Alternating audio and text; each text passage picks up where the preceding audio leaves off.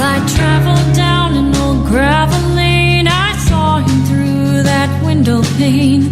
I thought it was love at first sight. But in time I turned him down. Something in his furrowed frown told me that something just ain't right. So I asked him if he'd ever been told of a love that could never die, never grow cold. Well, I need you, but I leave you. I cry, what's it to you if I stay here or if I go? And I know I need to love you. I can't stop thinking of you. If I can't choose, how will I know how far these roots grow? How far these... Hi, everybody. This is a special event on Lost Arts Radio. I'm your host, Richard Sachs, and we have our friend Sheriff Richard Mack with us, fortunately, and it's always great to have him on the show.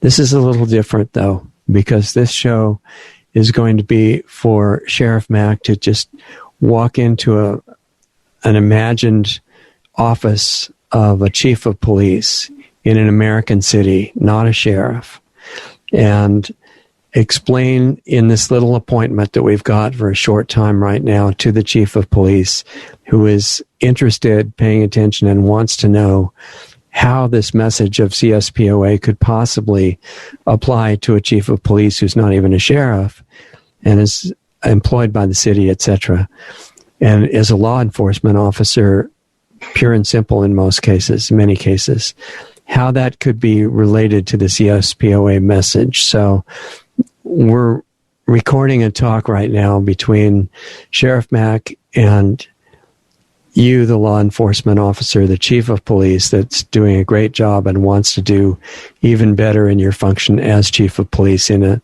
context of a time where things are changing quickly, and based on what's going on now, whichever president we have in power, there's still the same forces working toward a certain end in society now, and a lot of requirements are going to be coming up on police chiefs to follow whatever laws are made and just obey. And at the same time as doing a great job as police chief, the question is going to be how this is done at the same time as being true to the oath of office. And most of us don't give enough attention to that issue, and it's got to be put together. So I probably said too much already. Let me introduce our friend Richard Mack as Sheriff Richard Mack, and you, the chief of police, or any of you that are hearing this, because we're releasing this publicly, that feel that there's value here, which we hope you will see, that you take it to your chief of police or just any police in your town or your county, and let them hear the message that's very critical and almost never gets to people in the police department. So, Sheriff Mack, I introduce you to the police chief, and we have a short time for you to convey a message right now. Well, thank you. And Chief, it's really a pleasure to be with you. It's a pleasure to meet you. I know your job is a very difficult one. I will tell you that I used to have a chief of police that was my boss. I worked for a city police department up in Utah for 11 years. During that time, in those 11 years, I served as a patrol officer. No, even before that, sorry. I was a meter maid, a parking enforcement cadet. Isn't that an amazing title? But Chief, I worked all the way up from the very bottom, starting as a meter maid. And then I was a patrol officer for about 4.5, 5 years. And I was an undercover narcotics officer. Now, that was an experience that I'll never forget. My wife won't either. I would never ask anybody to ever do anything like that again. Oh, wow. Talk about paranoid. I was so paranoid under that assignment. I didn't even get to go home very often, but when I did, I was always looking out windows to make sure nobody followed me home. I was so afraid that somebody would find out where I lived and get my wife and kids. I actually had 3 kids while I was undercover. It was the only time in my entire life that I smoked marijuana, Chief. That's why it was so foreign to me, because I didn't drink, I didn't smoke and party or anything else. The only time I ever smoked pot in my entire life was when I was a cop. That kind of sounds like a crazy irony, doesn't it? But nevertheless, it's true. I learned a lot. I also learned that maybe the drug war isn't what we were told it was supposed to be, and that maybe our efforts are actually making it worse and not helping. But that's where I started questioning the efficacy of the drug war. But I will tell you this, Chief. The only reason you and I are speaking right now is because when I was sheriff of Graham County, Arizona, I did something really crazy. Oh, and by the way, I was a detective also for 2 or 3 years. I also specialized in juvenile delinquency and also crimes against children. And so you know the types of cases I dealt with there that I wouldn't even want to talk about anymore. I don't like to talk about them. The things that parents were doing to their own children and sometimes other relatives drove me crazy back then, still does now. I just cannot fathom that people could do that to their own relatives and especially to their own precious children. But the only reason that you and I are talking right now, Chief, is because when I was sheriff of Graham County, Arizona, back in 1994, I served 8 years as sheriff. In 1994, I started a lawsuit against the Clinton administration to stop the overreach and gun control associated with the Brady bill. And believe me, this was an amazing case. Absolutely changed my life because we actually ended up going all the way to the Supreme Court, and we won a major landmark case. I don't know if that's the only time law enforcement has ever sued the federal government and won a case at the U.S. Supreme Court. I think it is, but I know it's the only time a sheriff has ever done that. So I started this lawsuit basically January of 1994, after agents of the BATF came to our Sheriff's Association meeting in Phoenix and handed us a 25-page document that detailed what our job description was. Get this, our marching orders from the federal government on how we were supposed to enforce the Brady bill for the federal government. No, it was not funded. Yes, it was an unfunded mandate. 3, we never even got to negotiate how we were supposed to be involved with this. They ordered this and they threatened to arrest us if we failed to comply. Chief, is that okay? The federal government can do whatever they want? I said they couldn't. I said they had no jurisdiction to force me to work for them. And whether they paid me or not, they had no jurisdiction to tell me to do anything. Now look, I know how it is. I worked 8 years as sheriff with other chiefs of police. And we had a monthly meeting, and I recommend this for everybody. We would meet for lunch somewhere at a different restaurant every time so that we're spreading the money around to the various restaurants. But we had the table where we met every month.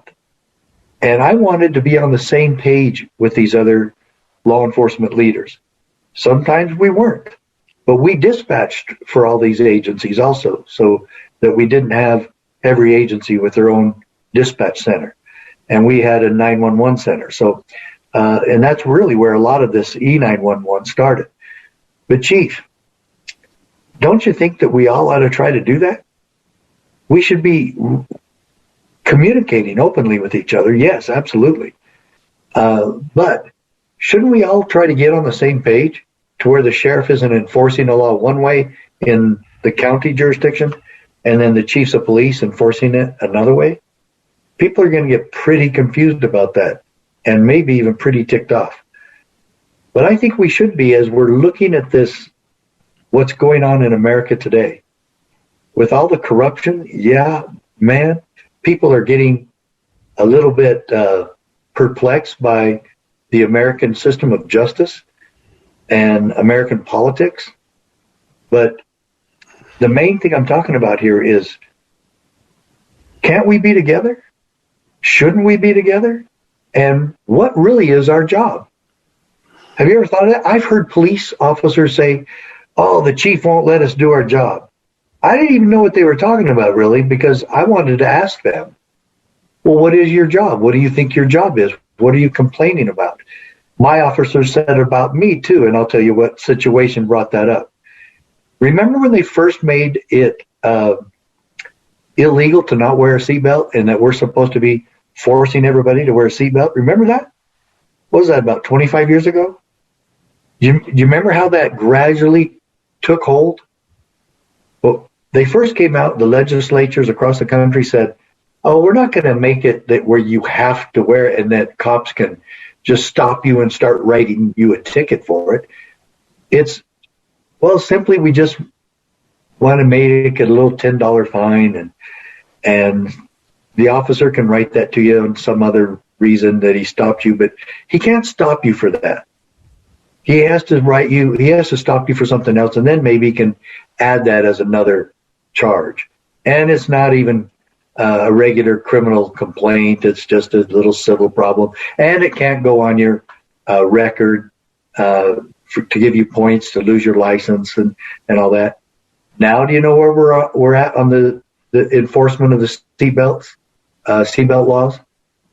We're now at, we actually have roadblocks, administrative checkpoints to make sure people are wearing their seatbelts. And we not only cite them, but the ticket is now $200, $250, $300 in some jurisdictions. I think in Arizona right now it's $150 or $200.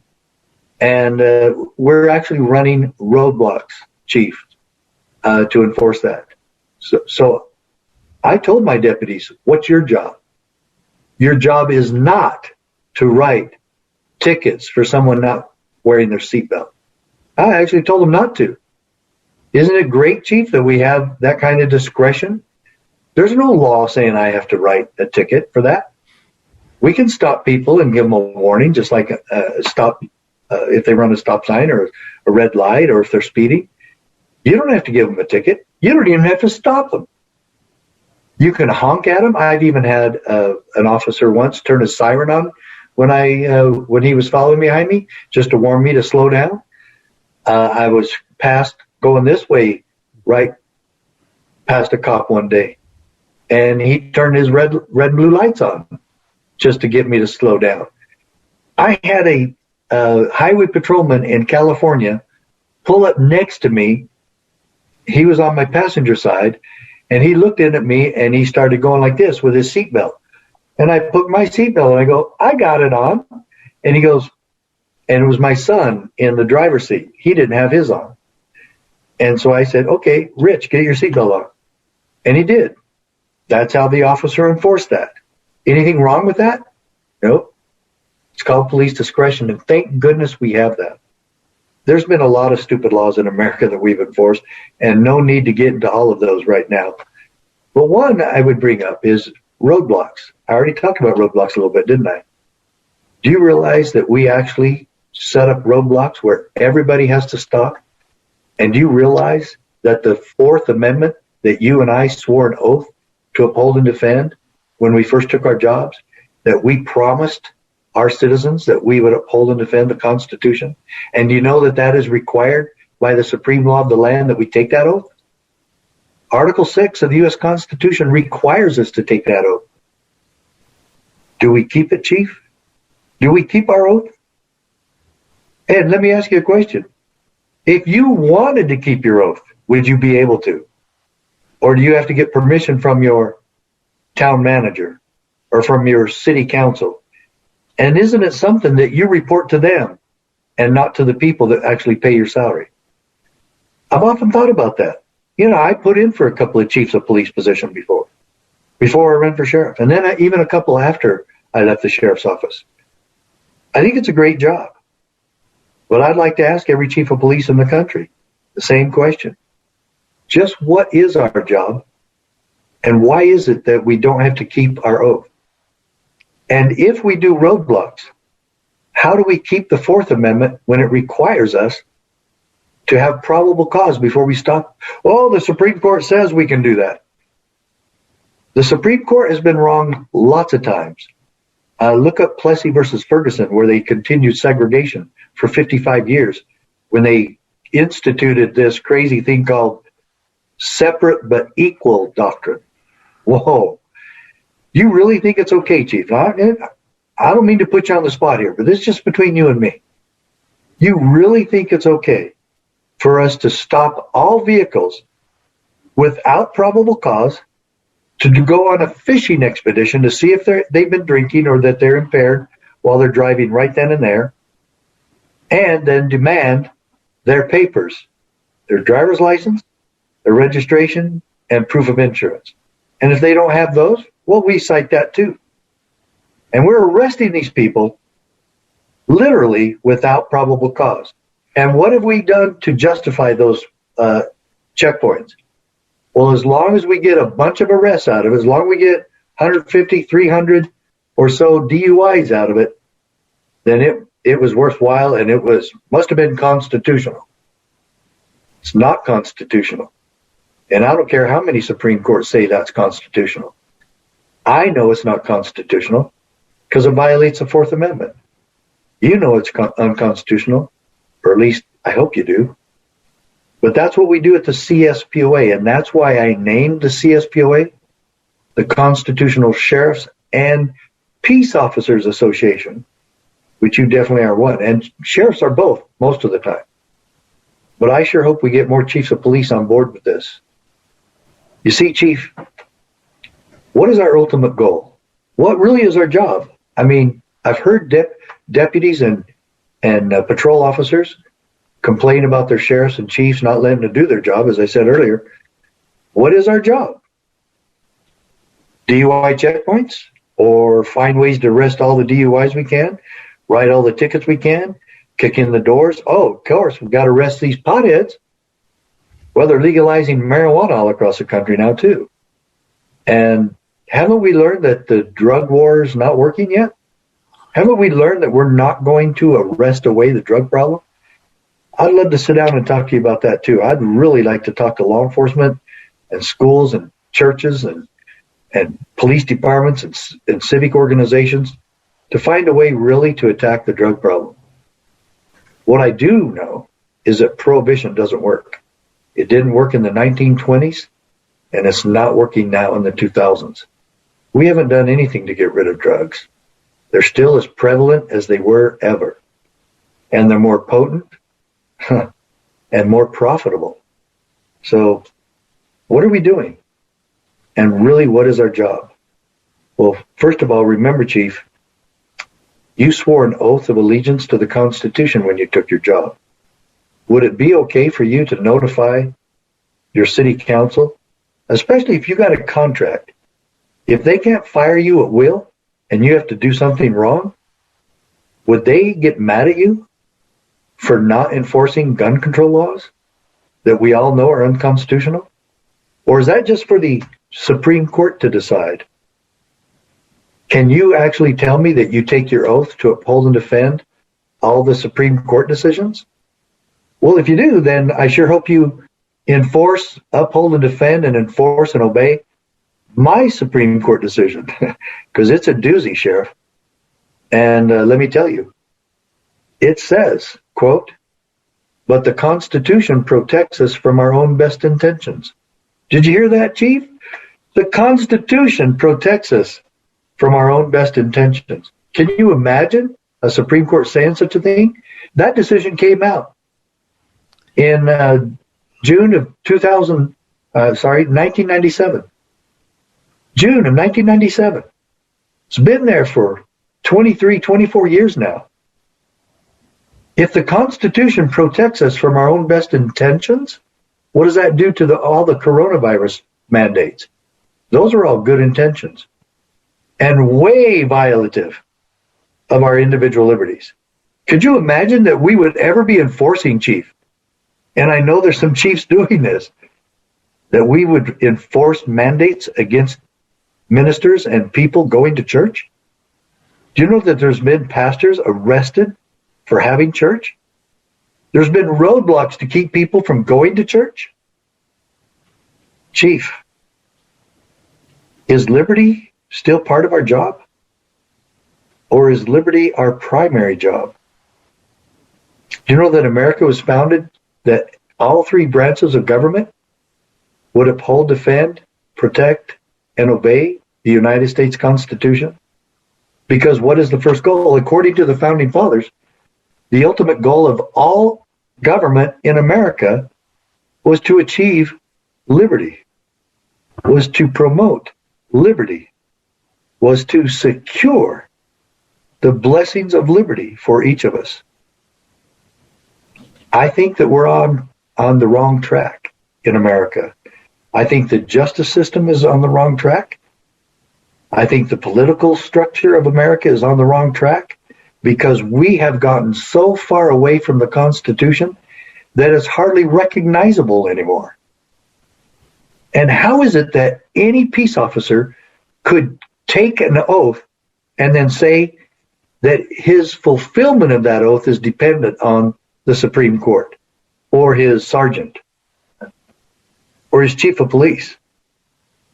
There you come into play. Would you really expect your officers to violate the rights of an individual in your community to keep and bear arms? Would you really expect one of your officers to arrest somebody for going to church or having a church service? Arresting a pastor in the United States of America, where we believe that religious liberty is sacred? Excuse the pun. How about Rosa Parks? On December 1st, 1955, she was arrested by two peace officers, by two police officers, for not giving her seat to a white man.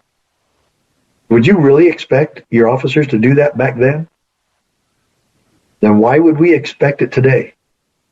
Do you know that there's actually chiefs of police who do their best and try their hardest to keep their oath of office? We've had them at some of our training seminars. We'd love to have you at one of our training seminars. Maybe even speak about how you've gained a relationship with your town manager and your city council, and you've informed them that you will be enforcing the Bill of Rights strictly in your community. What if, and I know this is hypothetical, but this is talked about a lot in America today. I'm sure you've heard about this, where they are actually now considering forcing people to be vaccinated with the new coronavirus vaccination.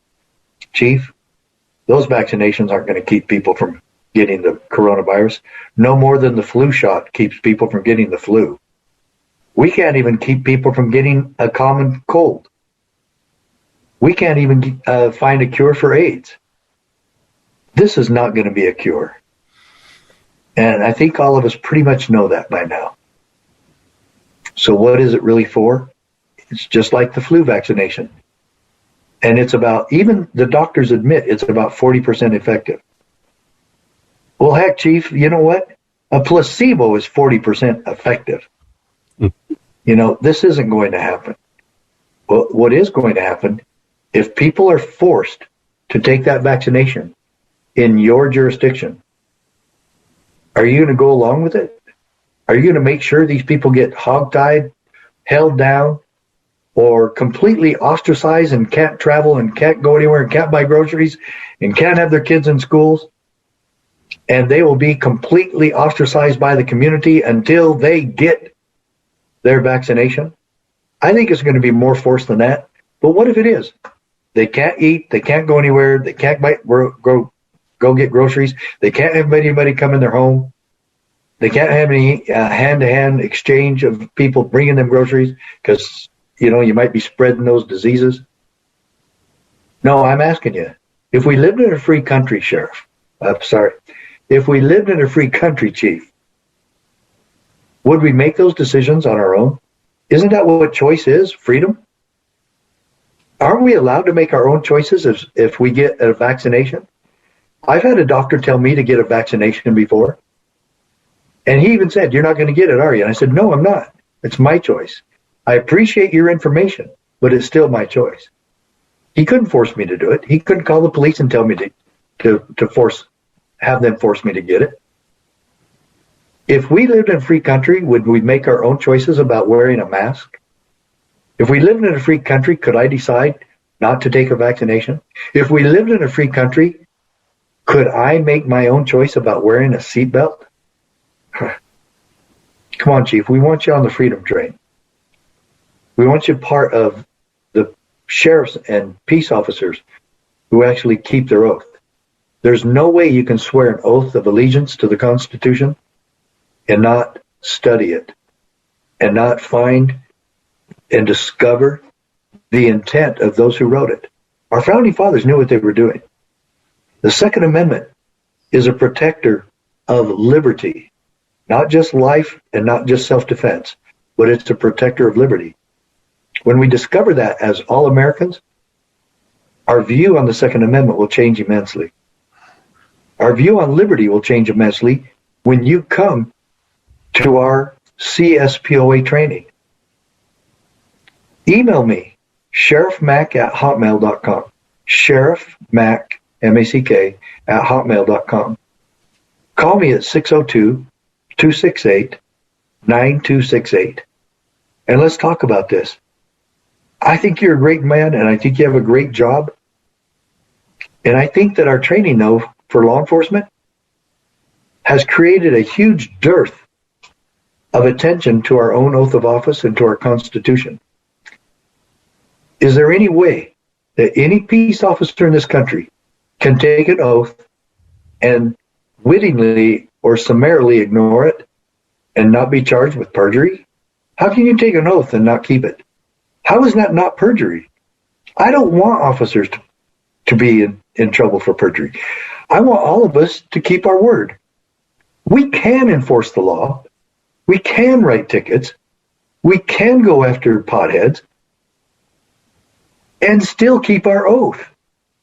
But I believe that we'll change how we go after them once we discover the true principles of liberty. And our role as police officers and peace officers, what is our true role in this American system based on self-governance? When we discover that, Chief, we're going to discover what really made America great. And I can't wait to talk to you, and I can't wait to have a real good, friendly relationship with you. As I said, give me a call and go to our website, CSPOA.org. Stands for Constitutional Sheriffs and Peace Officers Association, CSPOA.org. I hope to meet you very soon in public, in person. Thank you. And I want to just mention that to you, Chief, and to anyone else that's listening, because this is an open conversation that we hope the public will pay attention to. Take this copy of this recording to your police chief or to any police. If you can't meet with the chief, meet with any police that you can. And the time is really of the essence now because things are changing in America and most of the world. And there are changes that are going to demand all police and all police chiefs and sheriffs too, to make a commitment to what they feel is right and what doing their job really means. So thank you, Sheriff Mack. That was great. And I hope, the messages for chiefs of police, get in touch with Sheriff Mack. Don't say that you're going to do it some other time. Oh, that was a really interesting talk, and now I've got all these urgent things to do. At least write yourself a note so that today you get in touch with CSPOA and find out how we can work together to make the future better than some people are concerned that it might turn out. Okay, you're a major part of that. Don't forget, do it now. And we'll hope to hear from you soon. Thank you, Sheriff Mack. You're welcome. All right, that was Sheriff Richard Mack, our friend who's back on the show, and we'll be seeing him again, I'm sure, in the near future. And this was a message to police chiefs. I hope you're listening, and I hope you realize the amazing opportunity to get directly in touch with Sheriff Mack, because times are coming up that are going to be critically important for the survival of America, the U.S. as a country, and also all other countries around the world that have any interest in freedom. Why America is so significant to the rest of the world is that even though it hasn't been fully lived up to yet, it still could be. The founding principles were government exists at the permission of the citizens for the purpose of protecting their individual freedoms and their natural rights that come from God, and they have those already. They don't need the rights granted by government. In fact, government can't grant those rights. Ideally, it can only acknowledge them, which is the whole point of the Constitution and the founding documents of America that don't belong just to people in America. The rights that they're talking about belong to everybody everywhere. Now, your government may not agree, but they're not correct, because the rights are there from your origin, not from the government, not from the UN, not from the WHO, not from the CDC. They're unalienable rights that no declaration of emergency can ever suspend. I mean, that's the foundation of the country. And it's been forgotten, apparently, by most of us in America and much of the world, that we all, people living anywhere, have the same unalienable rights. That word wasn't just thrown in there because they needed more characters on that line. It was really important. And the idea is that no matter what law government makes, or what declaration or what executive order a president or a mayor or anybody makes, you can't just have an executive order or even a supposedly valid law that takes away your unalienable rights. Can't happen.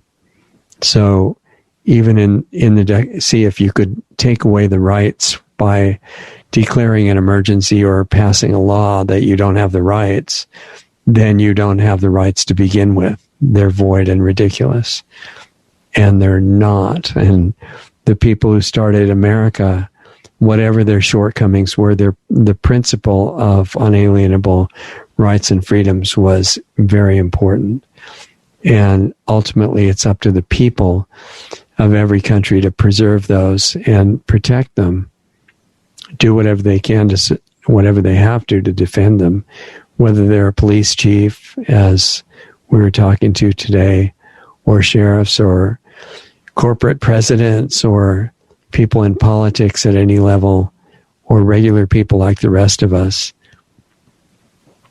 We're the star player in this movie, any one of us, if we choose to accept that role. And I suggest we all choose to. So take some time for introspection, decide what that means in your particular role, certainly for the police chiefs that we've been talking to today, but for all of us.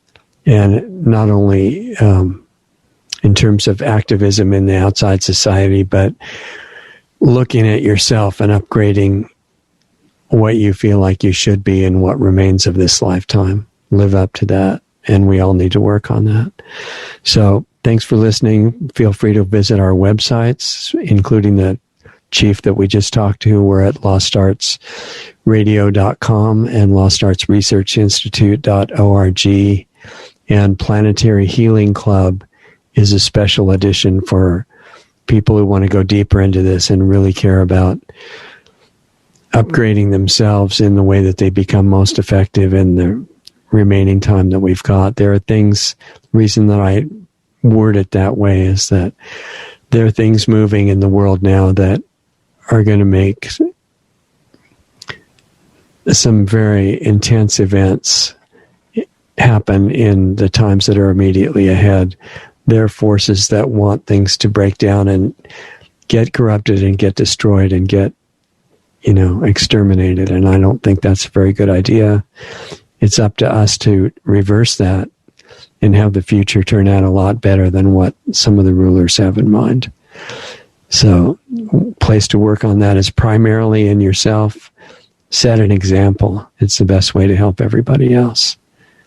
Rather than telling them what to do, do it yourself and become what you'd like to see people become.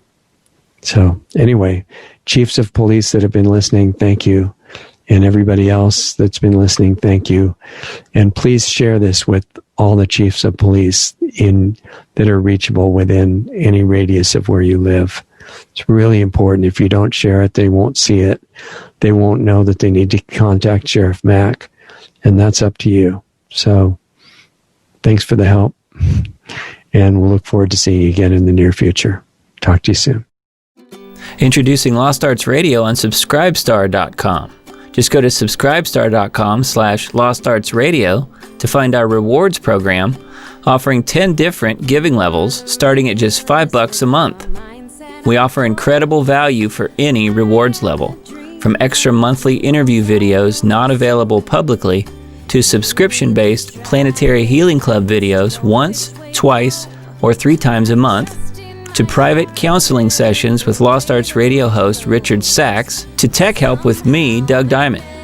We even have one option where you can be the star on Lost Arts Radio as our guest on a specially produced show just for you. We conduct an interview with you and broadcast it to our growing network and listenership. Our Subscribe Star levels are one of a kind and offer great rewards for any budget. Please help support Lost Arts Radio. We can't do it without you.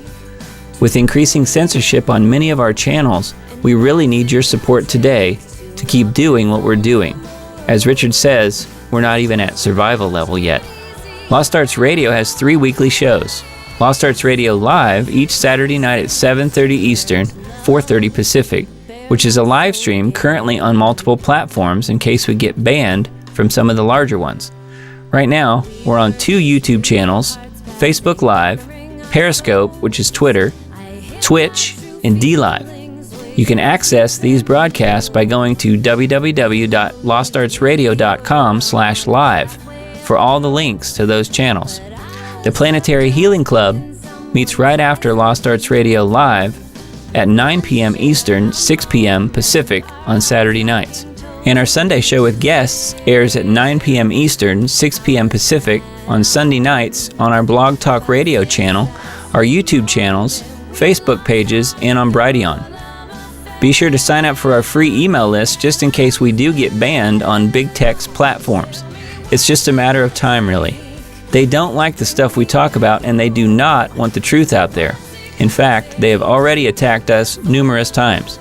Join our free email list so we can let you know where we are and how to access our shows. The sign-up button is right on the top right on most pages of our website. The best starting point for all things Lost Arts Radio is our main site, lostartsradio.com, where you can find the hottest news selection videos that we curate just for you. Those are on the homepage and added to daily, as well as articles and breaking news about information you really need to know. Our show archives, the 10 most recent shows, are right on our homepage, as well as our Blog Talk Radio page at blogtalkradio.com/lostartsradio, or just click the All Things Radio Show tab right on our website. We're in the podcast directory on iTunes, and all of our shows except the banned ones are on our YouTube channels at Lost Arts Radio and at Diamond Disc. Our Brady page is really taking off, and we often have editors' picks videos right on their homepage. Visit brighteon.com/channel/LostArtsRadio. On our site, you can also access our free listener forum as well as sign up for the Planetary Healing Club, which is just $25 a month, where you get private access to a one-on-one interaction with host Richard Sachs and myself and the other club members who participate live. More info can be found at planetaryhealingclub.com. We're providing solutions in there to make the world a better place. Come join us. Stay tuned because up next, you'll get to hear a really great song by an independent artist that we're doing our best to support. Go to lostartsradio.com/music for the full list of all the great songs and bands that we spin on our audio-only podcast shows. If you're in a band and want to submit a song for consideration for airplay on Lost Arts Radio, visit my website at diamonddiscaudio.com for more information about the music placement, mastering, and mixing work that I do. Thanks again for listening to and supporting Lost Arts Radio. We love having you as part of our family to learn, experience, and grow with.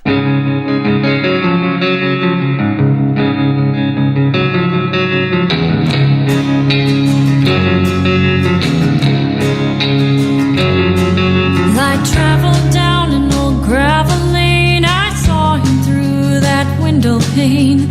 I thought it was love at first sight, but in time I turned him down. Something in his furrowed frown told me that something just ain't right. So I asked him if he'd ever been told of a love that could never die, never grow cold. Well, I need you, but I leave you. I cry, what's it to ya? If I stay here or if I go. And I know I need to love you. I can't stop thinking of you. If I can't choose, how will I know? How far these roots grow? How far these roots grow? So I kept walking down the lane. I crawled into a jet aeroplane. 2 nights in a row I flew high. Just as I started coming down, he stopped me with that furrowed frown. Said, good girls flying high, it just ain't right. So I asked him if he'd ever had the joy of seeing the whole world away from all the noise. Well, I need you, but I leave you.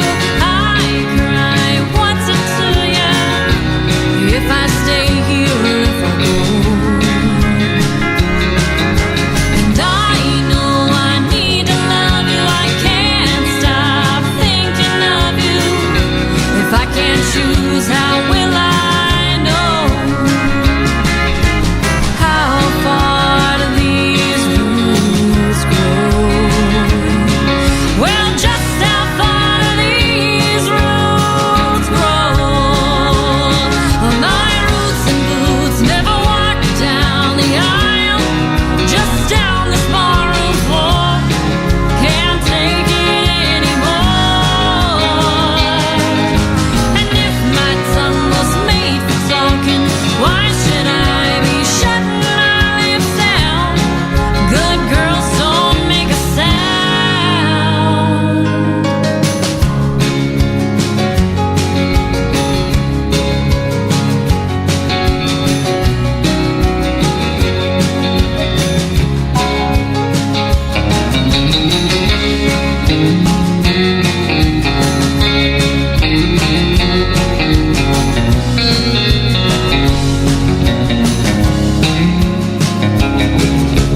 Standing at a widow's grave, I asked her to show me the way. She just turned to me and she smiled. She said the ways down gravel lanes, it's flying high in aeroplanes. Knowing right from wrong ain't what to know. It's how far do your roots grow? How far do your roots grow? 'Cause I need you, but I leave you. I cry, what's it to ya? If I stay here or if I go.